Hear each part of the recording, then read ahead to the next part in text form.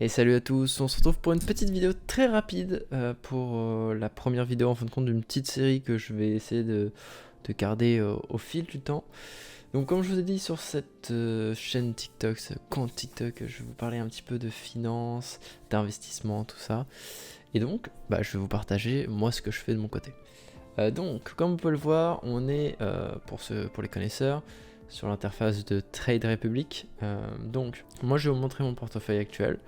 Là aujourd'hui on est le 24/10/2023 et donc on va garder ce point d'étape en mémoire pour les prochaines fois. Donc mon portefeuille est assez simple, il n'y a pas énormément d'actions, je suis pas encore énormément diversifié, c'est un point faible, il faudrait que je me diversifie, on peut le voir très rapidement ici. Avec les positions on peut voir, voilà, enfin c'est bien diversifié sur l'ensemble des actions que je possède, mais c'est pas assez diversifié à mon sens. On va retourner là, on va faire un petit point sur ce portefeuille. Donc je détiens 149 actions de Var Energy. Donc pourquoi 149? Parce que l'action est à 2 euros, j'ai mis genre 300-350 balles au départ. Je fais une plus-value de 103 euros à ce moment T, hein. Ça peut diminuer comme ça peut augmenter par la suite. C'est une très bonne entreprise que j'ai un peu dénichée au hasard en fait. Je cherchais de nouvelles possibilités en fin de compte d'augmenter mon investissement de départ. Et Var Energy est tombé un peu là. J'ai vu que l'action était pas chère donc j'en ai profité, elle était vraiment sous-cotée. Et j'ai aussi pu remarquer que niveau dividende, c'était plutôt intéressant. 12 centimes, donc là en novembre 2022, on va aller plutôt en août 2023, 10 centimes par action, sachant que j'en ai 49. Voilà, hein, le calcul est très rapide, on fait 149 fois 0,10, on a, je sais plus, j'avais calculé je crois, ça doit être un truc comme 60 euros l'année, un truc du style. En sachant que là c'est trimestriel je crois. Donc je touche 10 centimes 4 fois dans l'année, 10 à 12 centimes 4 fois dans l'année. Donc au total sur l'année, par action, je touche environ, allez on va prendre la moyenne haute, 45 centimes on va dire au maximum. Voilà. Voilà pour cette action qui est vraiment très intéressante. Peut-être pas le meilleur moment pour acheter si vous voulez investir là-dedans parce qu'elle a énormément augmenté.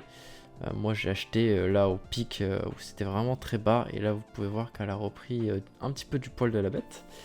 Donc très bonne action, mais l'investissement maintenant je pense que c'est un peu tard. Après faut tenter, voilà. Deuxième position que j'ai, ça va être Total Energy avec 6 actions. Donc qui m'a apporté une plus-value de 47 euros si je la vends maintenant. L'avantage de cette action c'est que déjà c'est une action française, donc c'est pas mal d'investir dans le pays dans lequel on est. C'est quand même une bonne chose. De deux, des dividendes élevés. Moi, c'est ce que je recherche personnellement. Ce que je recherche, c'est d'avoir un maximum de dividendes par mois. Voilà, donc là pour l'instant, je tourne autour des 10-15 euros par mois. C'est pas dégueu pour ce que j'ai investi pour l'instant. Ça augmente, ça diminue, ça varie pas mal. Total Energy, tout dépend des polémiques, des choses comme ça. Je sais que c'est une entreprise qui fait débat. Moi, personnellement, en tant que actionnaire, on va dire, qui voit l'entreprise du côté financier, c'est une très bonne entreprise. Voilà. J'ai rien d'autre à dire là-dessus. Passons à Abvai. Donc Abvai, c'est une entreprise, j'ai pas envie de dire conneries, je dirais américaine, canadienne, un truc du style, en pharmaceutique. Donc j'avais acheté ça un peu suite au Covid. Hein. Je me suis dit que, de toute façon, le pharmaceutique, la santé, ça allait tout le temps innover. Donc pourquoi ça baisserait? Bon, là j'ai une petite baisse de 0,91%, c'est pas très grave. Il faut voir le fait que elle me rapporte quand même 1,39 euros par action, en sachant que j'en ai 2 parce que l'action est un peu chère. Voilà, 136 euros. Ça commence à être des gros budgets, mais elle reste intéressante. Et donc là c'est tous les trimestres ou tous les, je sais pas, c'est les quartiles, je ne sais plus.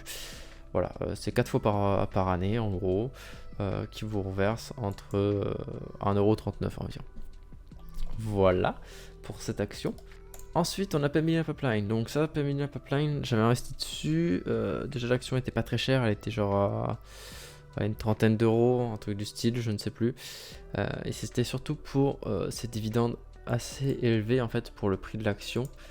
Ça fait un dividende de 6%, hein. C'est 6% de dividende sur une action, c'est pas mal déjà, c'est vraiment assez impressionnant. Bon, malheureusement en termes de croissance, on n'est pas sur la croissance, on est plutôt sur la décroissance pour le moment. Si j'ai bien fait mes recherches, ils ont fait des investissements où il y a des investissements qui ont un petit peu foiré, donc là ça se répercute un petit peu sur la courbe. Mais hormis ça, voilà, moi j'ai toujours mes dividendes qui me sont versés 4 fois par an encore aussi. Et là-dessus, j'ai pas de soucis à me faire. J'ai toujours 0,46 euros par action qui me sont versés x 11. Et voilà, vous avez le résultat. Par la suite, on va voir Main Street Capital. Donc Main Street Capital, une nouvelle action que j'ai intégrée à mon portefeuille il y a 1 ou 2 mois, je crois. J'aurais dû investir dessus il y a un peu plus longtemps. J'avais déjà investi, j'ai revendu. Enfin, j'étais assez dubitatif sur cette action, surtout sur les débuts en fait, où moi j'étais en mode ouais, il faut gagner de l'argent rapidement. Non, je vous arrête tout de suite, hein, les gens qui regardent mes vidéos en mode ouais, je vais mettre 100 balles, ils vont se transformer en 500 euros en 2 mois. Non. Vous allez mettre 10 000 balles, ils vont se transformer en 15 000 en 5 ans, peut-être, possible. Et encore, c'est beau.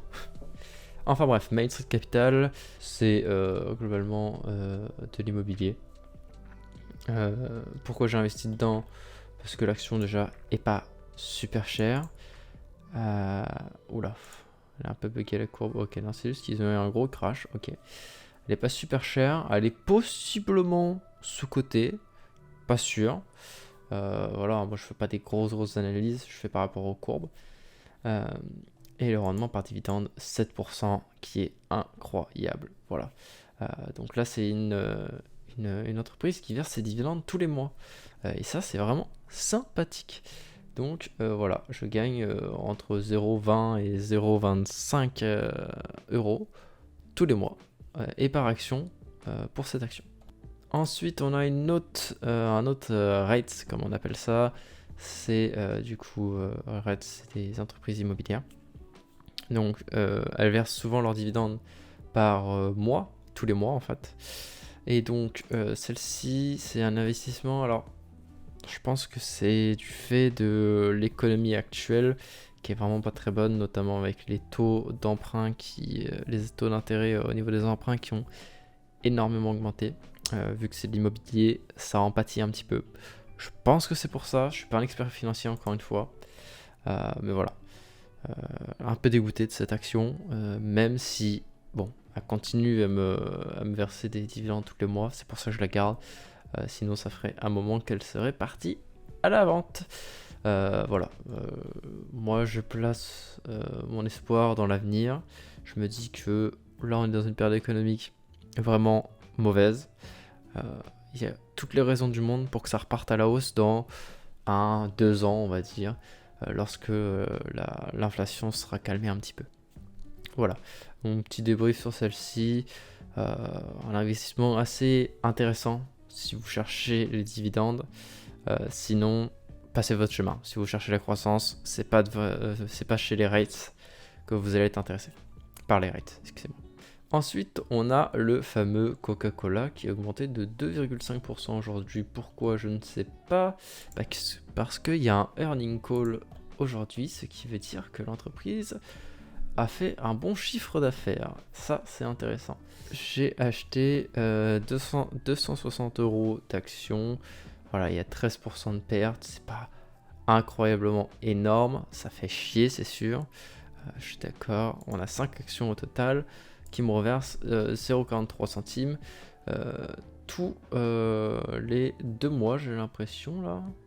Ok, non, le dividende a l'air de pas être trop régulier, tous les 2-3 mois. Ok, 2-3 mois, ça doit être pareil, ça doit être 4 fois par an, celle-ci.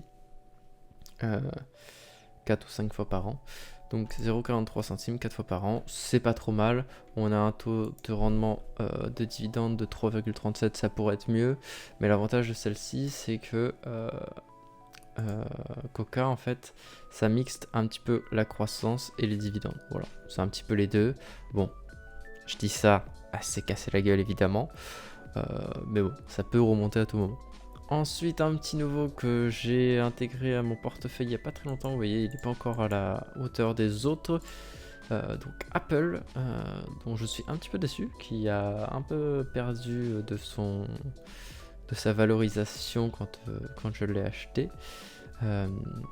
Alors, je suis pas un fan Apple, juste je sais reconnaître les entreprises qui innovent dans leur milieu.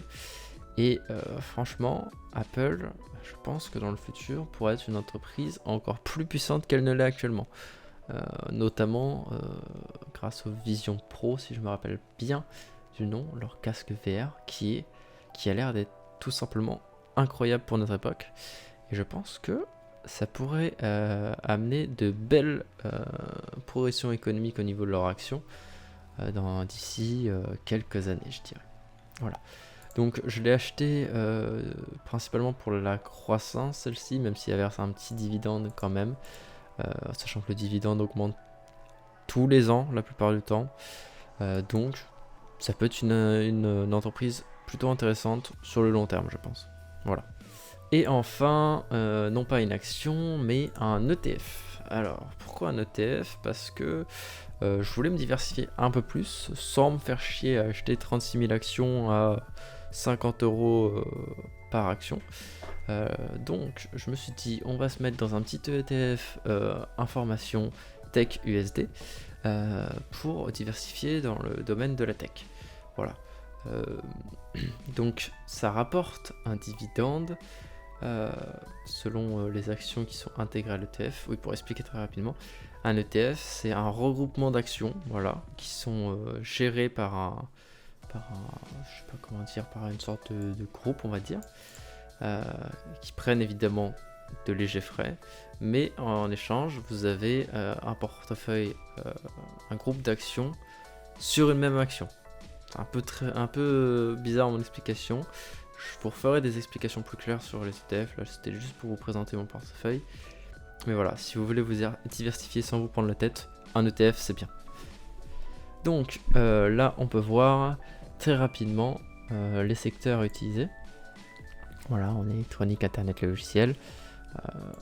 Et les pays concernés, donc États-Unis 96%, c'est logique. Si vous voulez des portefeuilles vraiment performants, concentrez-vous principalement sur les entreprises canadiennes, américaines. C'est là-bas où il y a le plus de chances d'avoir de la croissance, même si en France, il y en a certaines qui sont quand même assez intéressantes, comme Total, AXA, il me semble, qui est pas trop mal. Voilà, des petites entreprises comme ça. Et on peut voir évidemment la composition. Donc là, on peut voir qu'on a du 25% d'Apple, 19% de Microsoft, 11% de Nvidia, et ainsi de suite. Voilà, il y a tout ça. Il y a plein de petites entreprises avec un ratio différent pour chaque, pour diversifier tout ça. Donc voilà un petit peu le portefeuille. On repassera beaucoup plus rapidement sur les prochaines vidéos sur le portefeuille. Là c'était vraiment pour faire un débrief total pour cette première vidéo. Donc résumé, ça fait 1 an et demi, 2 ans que j'ai commencé à investir, je dirais. Ça va bientôt faire 2 ans. En décembre ça fera 2 ans. J'ai une progression actuelle de 7,38%, ce qui fait 185 € de plus-value, ce qui me paraît plutôt sympathique. Ça me paraît encore un peu faible. Je vais essayer de faire en sorte d'avoir un portefeuille un peu plus croissant, un peu plus puissant au niveau des investissements, on va dire, pour que ma plus-value augmente plus rapidement. Même si moi personnellement, ce que je recherche, c'est pas la croissance en mode tiens, en 1 an j'ai fait 10%. Je préfère avoir une croissance de 4-5% par an, mais en retour avoir un rendement sur l'année, sur mon portefeuille global de 3,5-4%, qui me permettrait de me créer en fait un revenu passif tous les mois. Voilà. Donc merci beaucoup d'avoir regardé cette petite vidéo. Restez un petit peu à l'affût, il y a quelques vidéos qui devraient pas tarder à arriver sur la chaîne, des explications, des découvertes au niveau des plateformes, notamment Trade Republic, donc je vous ferai une vidéo un peu plus tard. Et moi je vous dis à la prochaine. Abonnez-vous si vous êtes intéressé par le monde de la finance et de l'investissement. Et je vous dis à la prochaine.